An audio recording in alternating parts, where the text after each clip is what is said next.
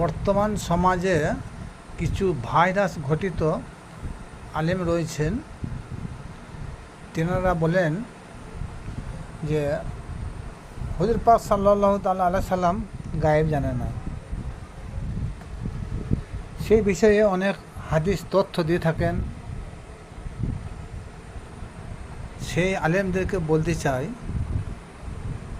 ঈসা নবীর সম্মান বেশি না হুজুর পাক সাল্লাল্লাহু তাআলা আলাইহি সাল্লামের সম্মান বেশি?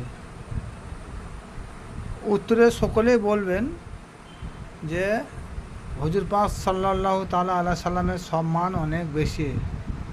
সমস্ত নবীদের নবী হলেন হুজুর পাক, এবং সেই হুজুর পাক আল্লাহরও নবী। ঈসা আলাইহিস সালামকে আল্লাহ পাক রব্বুল আলামিন তিনটি জ্ঞান দান করেছেন। কটা? তিনটি জ্ঞান দিয়েছেন। সেই তিনটি অলৌকিক জ্ঞান। এক নম্বর হলো, মুর্দা ব্যক্তিকে জিন্দা করার ক্ষমতা দিয়েছিলেন। কুষ্ঠ রোগীকে ও জন্মান্ধ রোগীকে সুস্থ দান করার ক্ষমতা দিয়েছেন। কে কি আহার করতেন এবং কার বাড়িতে কি আছে কি না আছে সেটাও ঈসা আলাইহিস সালাম তিনি বলতে পারতেন। তাহলে কে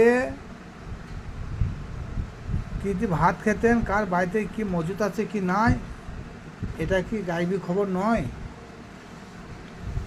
সেই অবুঝ আলেমদেরকে বলতে চাই, আপনারা গবেষণা করুন। উমাইয়া রাজবংশের লোকেদের পরিচালনায় যেসব হাদিস রয়েছে, সেই হাদিস দিয়ে জীবন পরিচালনা করবেন না। ইসলাম ধ্বংস হয়ে যাচ্ছে, আরও যাবে।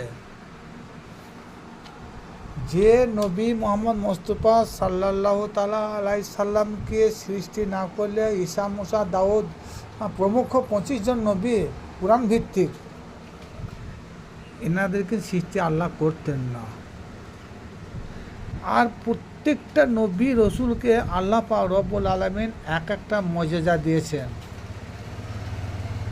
আর হুজুর পাকের জন্য আল্লাহ পাক রব্বুল আলামিন বলেন, হে হাবিব, সমস্ত নবী রসুলকে আমি একটা একটা করে মর্যাদা দিয়েছি।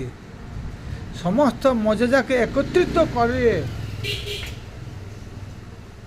একটা পুঁটুলি করে তোমাকে আমি উপহার দিয়েছি। তাহলে সমস্ত নবী রসুলকে আল্লাহ যে ক্ষমতা, যা মর্যাদা দিয়েছেন, সমস্ত ক্ষমতা মর্যাদা